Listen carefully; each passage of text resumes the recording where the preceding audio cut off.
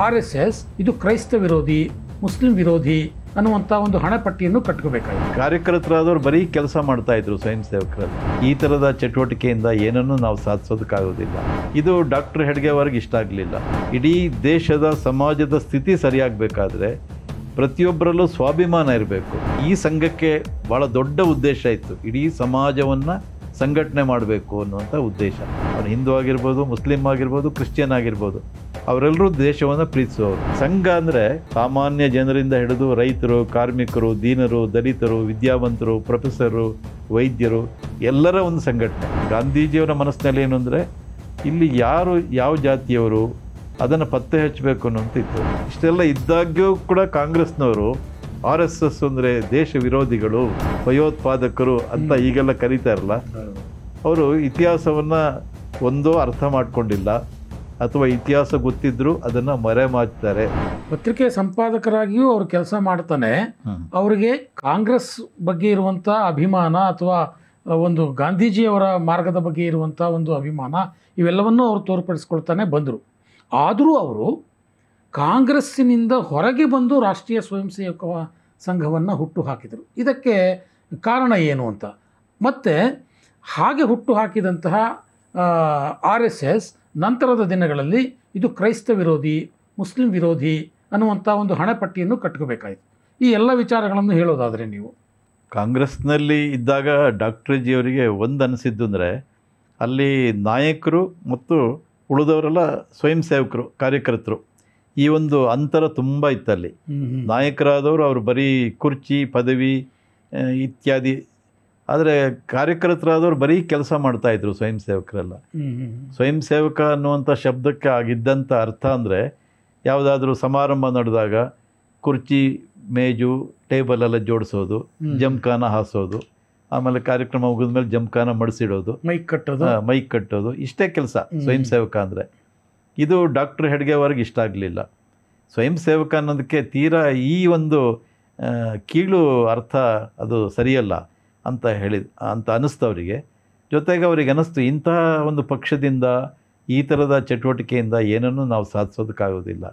ಈಗ ಸ್ವಾತಂತ್ರ್ಯ ನಾಳೆ ಅಥವಾ ನಾಡಿದ್ದು ಬಂದುಬಿಡ್ಬೋದು ಹೇಗಾದರೂ, ಆದರೆ ಸ್ವಾತಂತ್ರ್ಯ ಬಂದ ನಂತರ ಇಡೀ ದೇಶದ ಸಮಾಜದ ಸ್ಥಿತಿ ಸರಿಯಾಗಬೇಕಾದ್ರೆ ಪ್ರತಿಯೊಬ್ಬರಲ್ಲೂ ಸ್ವಾಭಿಮಾನ ಇರಬೇಕು. ಪ್ರತಿಯೊಬ್ಬರಿಗೂ ನನ್ನ ದೇಶ ಇದು ಅಂತ ಅನ್ನಿಸ್ಬೇಕು. ಪ್ರತಿಯೊಬ್ಬರೂ ಈ ಸಮಾಜಕ್ಕಾಗಿ ಕೆಲಸ ಮಾಡುವಂಥ ಒಂದು ಸಂವೇದನಾಶೀಲತೆ ಇರಬೇಕು. ಅದಕ್ಕೆ ಬೇರೆಯೇ ಒಂದು ಸಂಘಟನೆ ಕಟ್ಟಬೇಕು ಅಂತ ಅವ್ರಿಗೆ ಅನ್ನಿಸ್ತು. ಹಾಗಾಗಿ ಬಹಳ ವಿಚಾರ ಮಾಡಿ ಅವರು 1925 ವಿಜಯದಶಮಿಯ ಒಂದು ಶುಭ ದಿವಸ ಒಂದು ಸಂಘಟನೆಯನ್ನು ಶುರು ಮಾಡಿದರು. ಸಾಧಾರಣವಾಗಿ ಒಂದು ಸಂಘಟನೆ ಶುರು ಮಾಡೋದು ಅಂದರೆ ಆವಾಗ ಏನು ಜೋರಾಗಿ ಪೆಂಡಾಲು, ಚಪ್ರ, ತೋರಣ, ಮೈಕು ಇದೆಲ್ಲ ಇರುತ್ತೆ.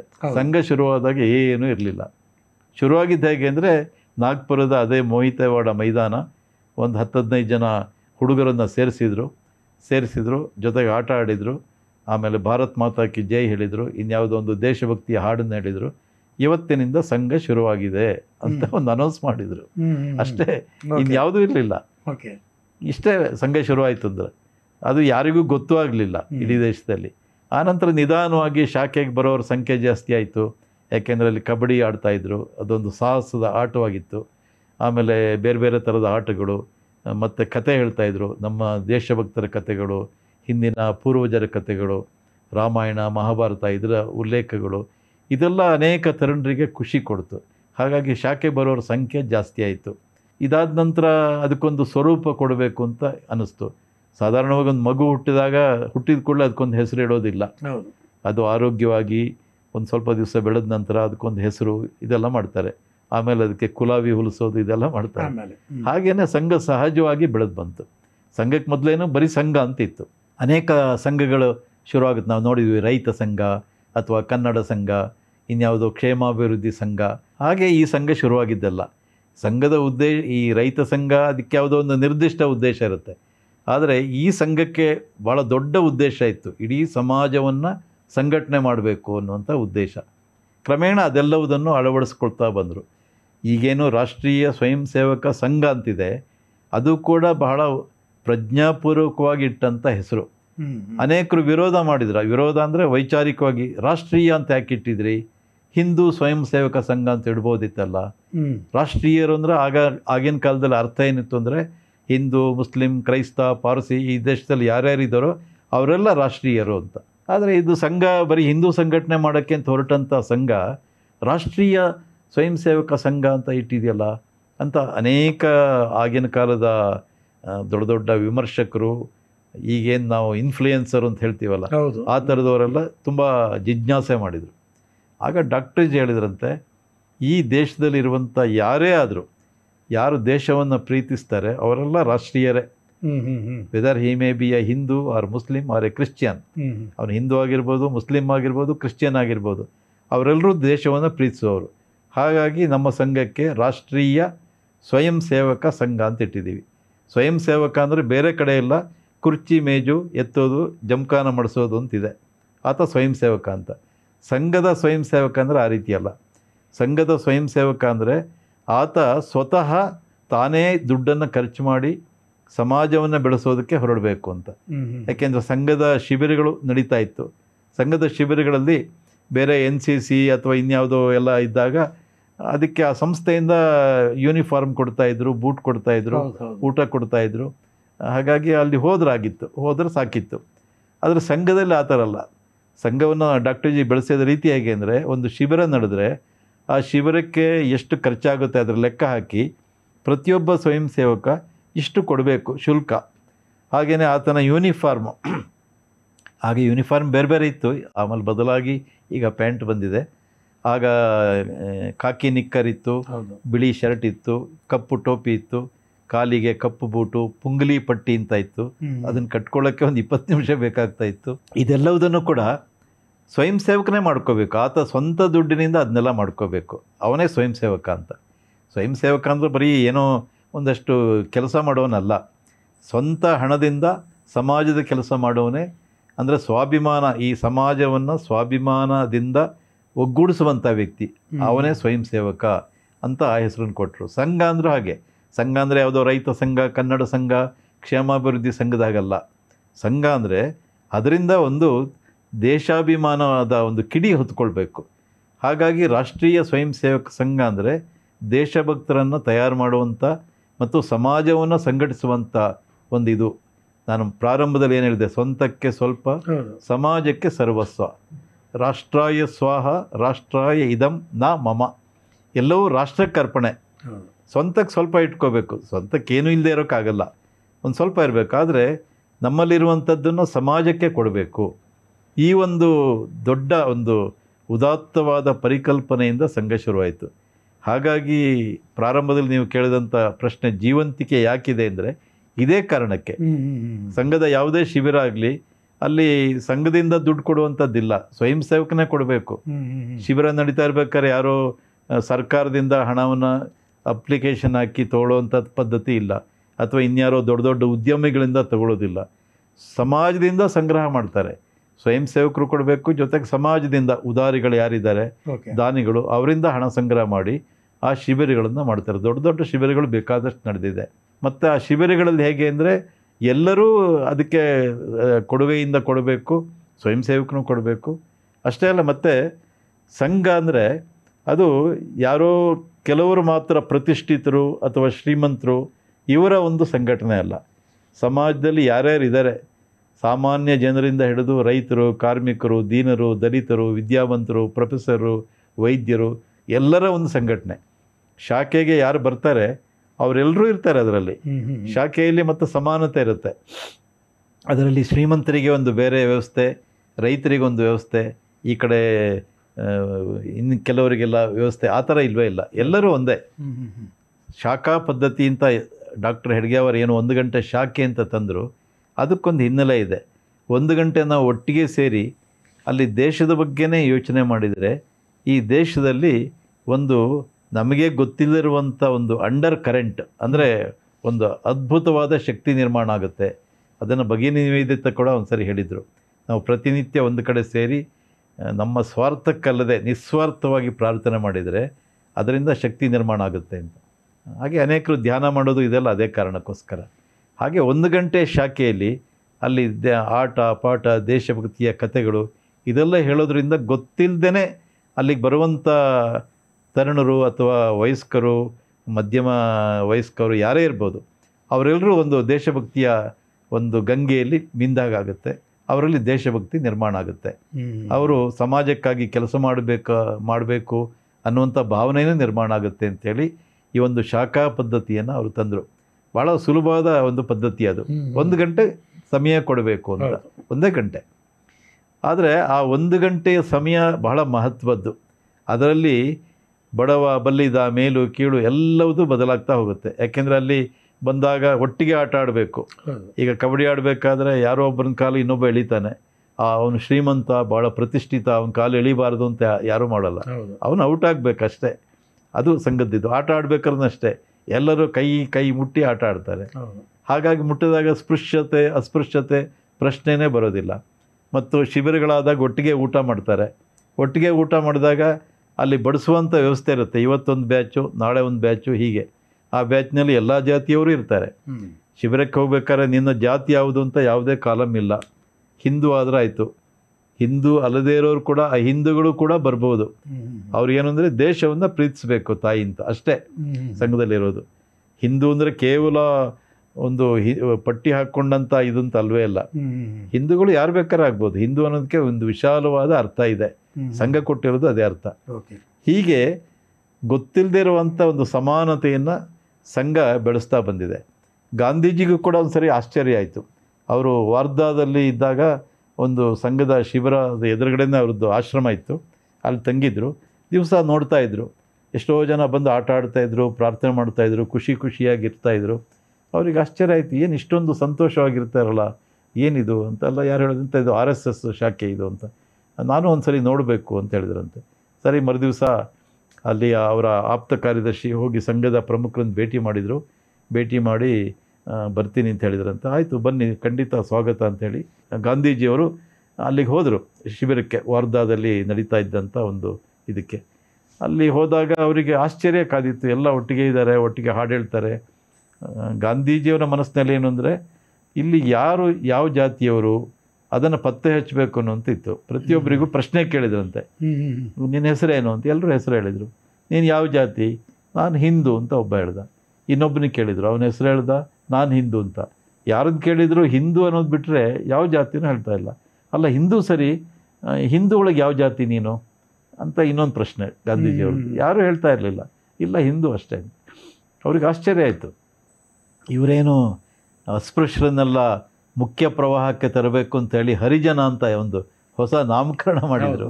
ಇಲ್ಲಿ ಹರಿಜನ ಯಾವುದೂ ಇಲ್ಲ ಇಲ್ಲಿ.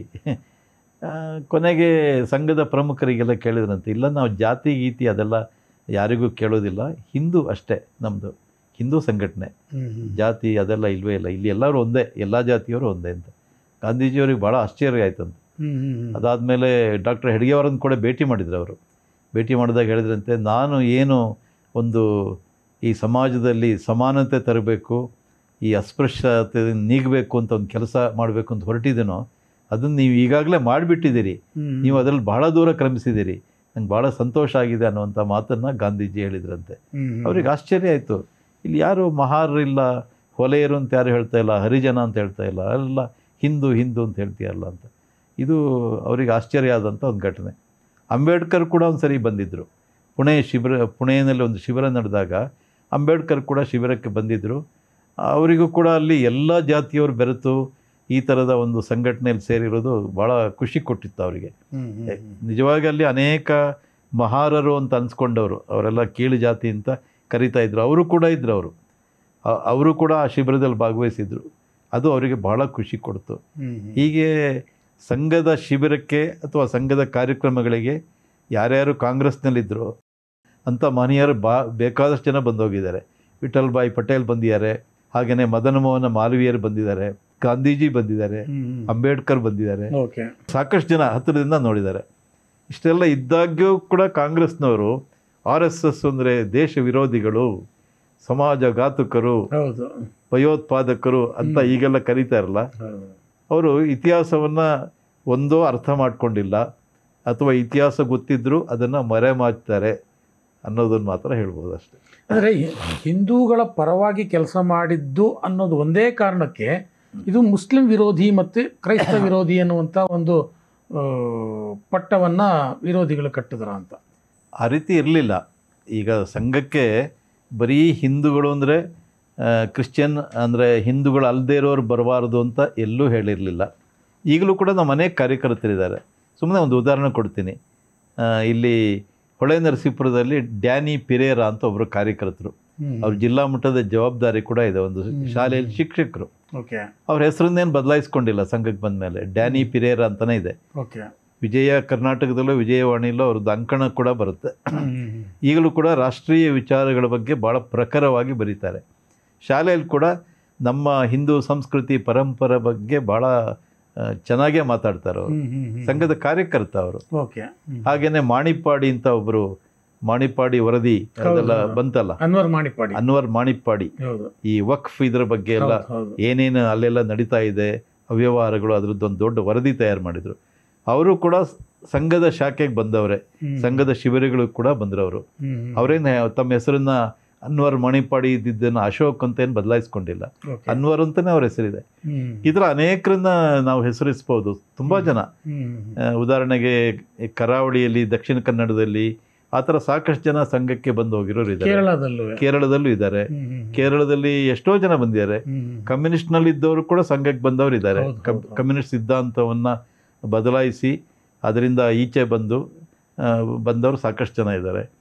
ಆ ಥರ ಹಿಂದೂಗಳೇ ಬರಬೇಕು, ಕ್ರಿಶ್ಚಿಯನ್ರು ಬರಬಾರ್ದು ಅಥವಾ ಮುಸಲ್ಮಾನರು ಬರಬಾರ್ದು ಅಂತ ಇಲ್ಲವೇ ಇಲ್ಲ. ಮತ್ತು ಕ್ರೈಸ್ತ ಹಾಗೂ ಮುಸಲ್ಮಾನರ ವಿರೋಧಿಗಳು ಅಂತ ಏನೊಂದು ಸಂಘಕ್ಕೊಂದು ಹಣೆಪಟ್ಟಿ ಕಟ್ಟಿದ್ದಾರೆ, ಅದು ಕಾಂಗ್ರೆಸ್ನವರು ಕಟ್ಟಿರುವಂಥದ್ದಷ್ಟೇ ಹೊರತು ಆ ರೀತಿ ಇಲ್ಲ. ಮಂಗಳೂರಿನಲ್ಲಿ ಒಂದು ಸರಿ ನಮ್ಮದೊಂದು ಪಥಸಂಚಲನ, ಒಂದು ದೊಡ್ಡ ಕಾರ್ಯಕ್ರಮ ಆಯಿತು. ಒಂದು ಪಥಸಂಚಲನ ಎಲ್ಲಿಂದ ಹೊರಡ್ತು ಅಂದರೆ ಚರ್ಚಿನ ಎದುರುಗಡೆಯಿಂದನೇ ಹೊರಡ್ತು. ಆ ಪಥಸಂಚಲನಕ್ಕೆ ಶುಭ ಹಾರೈಸಿದವರು ಯಾರಂದ್ರೆ ಆ ಚರ್ಚಿನ ಫಾದರ್, ಅವ್ರ ಫಾದರ್ ಹಾರೈಸಿ ಅಲ್ಲಿಂದ ಸಂಚಲನ ಶುರುವಾಯಿತು. ಹಾಗೆಯೇ ಅನೇಕ ಮುಸಲ್ಮಾನ ವ್ಯಕ್ತಿಗಳನ್ನು ಕೂಡ ಸಂಘಕ್ಕೆ ಕರೆದಿದೆ, ಬೇರೆ ಬೇರೆ ಸಂದರ್ಭದಲ್ಲಿ ಅವ್ರನ್ನ ಅಧ್ಯಕ್ಷರನ್ನ ಕರೆದಿದ್ದಾರೆ, ಬಂದಿದ್ದಾರೆ. ಈಗ ವಿಪ್ರೋ ಸಂಸ್ಥೆಯ ಪ್ರೇಮ್ಜಿ ಅವರು ಕೂಡ ನಾಗ್ಪುರದ ಒಂದು ಕಾರ್ಯಕ್ರಮಕ್ಕೆ ಬಂದಿದ್ದರು, ಸಂಘದ ಶಿಬಿರಕ್ಕೆ. ನಾವು ಮುಸಲ್ಮಾನರ ವಿರೋಧಿ ಅಥವಾ ಕ್ರಿಶ್ಚಿಯನ್ ವಿರೋಧಿ ಸಂಘ ಅನ್ನೋದು ಒಂದು ಸುಳ್ಳು ಆರೋಪ ಅಷ್ಟೇ ಹೊರತು ಅದು ನಿಜ ಅಲ್ಲ. ಸಂಘ ಯಾರ ವಿರೋಧಿ ಅಲ್ಲ. ಸಂಘ ಹೊರಟಿರೋದು ಹಿಂದೂ ಸಮಾಜದ ಸಂಘಟನೆಗೆ. ಈಗ ನಮ್ಮ ಮನೆಯನ್ನು ನಾವು ಸರಿ ಮಾಡ್ಕೊಳ್ಳೋಕೆ ಹೊರಟಿದ್ದೀವಿ ಅಂದರೆ ಯಾರೋ ಬೇರೆಯವರ ಮನೆ ವಿರುದ್ಧ ನಾವು ಪಿತೂರಿ ಮಾಡ್ತಿದ್ದೀವಿ ಅಂತ ಅರ್ಥ ಆಗೋದಿಲ್ಲ, ಅಥವಾ ಅವ್ರ ವಿರುದ್ಧ ಷಡ್ಯಂತ್ರ ಮಾಡ್ತಿದ್ದೀವಿ ಅಂತಲೂ ಅರ್ಥ ಅಲ್ಲ. ನಮ್ಮ ಮನೆಯನ್ನು ನಾವು ಸರಿ ಮಾಡ್ತಾ ಇದ್ದೀವಿ. ಹಾಗೆಯೇ ಹಿಂದೂ ಸಮಾಜವನ್ನು ನಾವು ಸರಿ ಮಾಡೋಕ್ಕೆ ಹೊರಟಿದ್ದೀವಿ. ಹಿಂದೂ ಸಮಾಜದಲ್ಲಿ ಅನೇಕ ಸಮಸ್ಯೆಗಳಿದೆ, ಅನೇಕ ಸವಾಲುಗಳಿದೆ. ಅದನ್ನು ಸರಿ ಮಾಡಿ ಹಿಂದೂ ಸಮಾಜವನ್ನು ಒಂದು ಸಶಕ್ತ ಸಮಾಜ ಮಾಡಬೇಕು, ಇದು ಸಂಘದ ಗುರಿ. ಪರಂ ವೈಭವಂ ನೇತುಮೇ ತತ್ ಸ್ವರಾಷ್ಟ್ರಂ ಅಂತ ಪ್ರಾರ್ಥನೆಯಲ್ಲಿ ಹೇಳೋದು ಕೂಡ ಅಷ್ಟೇ. ಈ ರಾಷ್ಟ್ರ ಪರಮ ವೈಭವ ಸ್ಥಿತಿಗೆ ತಲುಪಬೇಕು. ಅದಕ್ಕಾಗಿ ತ್ವದೀಯಾಯ ಕಾರ್ಯಾಯ ಬದ್ಧಾಕಟೀಯಂ, ಈ ಕಾರ್ಯಕ್ಕಾಗಿ ಶರೀರ ಬಿದ್ದರೂ ಪರವಾಗಿಲ್ಲ, ನಮಸ್ತೆ ನಮಸ್ತೆ ಅನ್ನುವಂಥ ಪ್ರಾರ್ಥನೆಯನ್ನು ಸಂಘದಲ್ಲಿ ಹೇಳೋದು ಇದೇ ಉದ್ದೇಶಕ್ಕೋಸ್ಕರ. ಅಂದರೆ ಸಂಘ ಯಾರ ವಿರೋಧಿಯೂ ಅಲ್ಲ, ಸಂಘ ವಿರೋಧಿಯೇ ಅಲ್ಲ. ಒಂದು ಸರಿ ಗುರೂಜಿಯವರೊಂದು ಬೈಠಕ್ ತೊಗೊಂಡಾಗ, ಇದು ಡಾಕ್ಟರ್ ಜಿಯವರದ್ದಾದ್ರಿಂದ ಅಪ್ರಸ್ತುತ ಆದರೂ ಕೂಡ ಒಂದು ಮಾತನ್ನು ಹೇಳ್ಬೋದು. ಸಂಘವನ್ನು ಅನೇಕರು ವಿರೋಧ ಮಾಡಿದರು. ನೆಹರು ವಿರೋಧ ಮಾಡಿದರು, ಆನಂತರ ಅನೇಕ ಕಾಂಗ್ರೆಸ್ ಮುಖಂಡರು ವಿರೋಧ ಮಾಡಿದರು. ಆದರೂ ಕೂಡ ನಿಷೇಧ ಹೇರಿದರೂ ಕೂಡ ಸಂಘ ಏನೂ ನಾಶ ಆಗಲಿಲ್ಲ, ಇನ್ನಷ್ಟು ಚೆನ್ನಾಗಿ ಬೆಳೀತು. ಆದರೆ ಒಬ್ಬರು ವಿರೋಧ ಮಾಡಿದರೆ ಸಂಘ ನಾಶ ಆಗುತ್ತೆ ಅಂತ ಗುರೂಜಿಯವರು ಒಂದು ಬೈಠಕ್ನಲ್ಲಿ ಹೇಳಿದ್ರಂತೆ, ಕಾರ್ಯಕರ್ತರು ಬೈಠಕ್. ಎಲ್ರಿಗೂ ಒಂಥರ ಗಾಬರಿ, ಆತಂಕ, ಆಶ್ಚರ್ಯ, ವಿಸ್ಮಯ ಎಲ್ಲ ಆಯಿತು. ಯಾರಿರ್ಬೋದು ಅಂತ. ಆದರೆ ಒಬ್ಬರು ಪ್ರಯತ್ನ ಮಾಡಿದರೆ ಸಂಘ ನಾಶ ಆಗುತ್ತೆ, ಆ್ಯಂಡ್ ದಟ್ ಈಸ್ ಯು ಅಂತ ಹಿಂಗೆ ಬಟ್ ಮಾಡಿ ತೋರಿಸಿದ್ರಂತೆ. ನೀವು ಸ್ವಯಂ ಸೇವಕರು ನಿಶ್ಚಯ ಮಾಡಿದರೆ, ಅಂದರೆ ಸಂಘ ಇರಬಾರ್ದು ಅಂತ ನಿಶ್ಚಯ ಮಾಡಿದರೆ ನಾಶ ಆಗುತ್ತೆ. ಅದು ಬಿಟ್ಟರೆ ಇನ್ಯಾರು ವಿರೋಧ ಮಾಡಿದರೂ ಸಂಘ ನಿಲ್ಲೋಲ್ಲ ಅನ್ನುವಂಥ ಒಂದು ಮಾತನ್ನು ಹೇಳಿದ್ರಂತೆ. ಅದನ್ನು ಎಲ್ಲ ಕಾರ್ಯಕರ್ತರು, ಸ್ವಯಂ ಸೇವಕರು ನೆನಪಿಟ್ಕೊಳ್ಬೇಕಾದಂಥ ಒಂದು ಭಾಳ ಒಳ್ಳೆಯ ಮಾತದು. ಯಾಕೆಂದರೆ ಸಂಘವನ್ನು ನಾಶ ಮಾಡೋದಕ್ಕೆ ಯಾರಿಗೂ ಸಾಧ್ಯ ಇಲ್ಲ. ಸ್ವಯಂ ಸೇವಕರೇ ಏನಾದರೂ ಸೋಮಾರಿತನದಿಂದ ಅಥವಾ ಬೇಜವಾಬ್ದಾರಿಯಿಂದ ಸಂಘವನ್ನು ನಾಶ ಮಾಡಬೇಕು ಹೊರತು ಇನ್ಯಾರಿಗೂ ಆಗಲ್ಲ. ಬ್ರಿಟಿಷ್ನವರಿಗೂ ಆಗಲಿಲ್ಲ, ಕಾಂಗ್ರೆಸ್ನವರಿಗೂ ಆಗಲಿಲ್ಲ, ಆನಂತರ ಸ್ವಾತಂತ್ರ್ಯ ಬಂದ ನಂತರ ಕೇಂದ್ರದಲ್ಲಿದ್ದಂಥ ಸರ್ಕಾರಗಳಿಗೂ ಸಾಧ್ಯ ಆಗಲಿಲ್ಲ. ಹಾಗಾಗಿ ಸಂಘ ಒಂದು ಅವಿನಾಶಿ ಸಂಘಟನೆ, ಸಮಾಜದ ಸಂಘಟನೆ ಮಾಡ್ತಾ ಹೋಗೋದು. ಯಾಕೆಂದರೆ ಸಮಾಜದ ಸಂಘಟನೆ ಅದು ಇವತ್ತಿಗೆ ಮುಗಿಯೋದಿಲ್ಲ, ನಿರಂತರ, ಅದು ನಿರಂತರವಾದ ಕೆಲಸ. ಸಮಾಜದಲ್ಲಿ ಆಗಾಗ ಬರುವಂಥ ಸವಾಲುಗಳಿರುತ್ತೆ, ಸಮಸ್ಯೆಗಳಿರುತ್ತೆ, ಅದನ್ನು ನಿವಾರಣೆ ಮಾಡಿ ಒಂದು ಸಶಕ್ತ ಸಮಾಜ ನಿರ್ಮಾಣ ಮಾಡಬೇಕು. ಅದು ಸಂಘದ ಗುರಿ.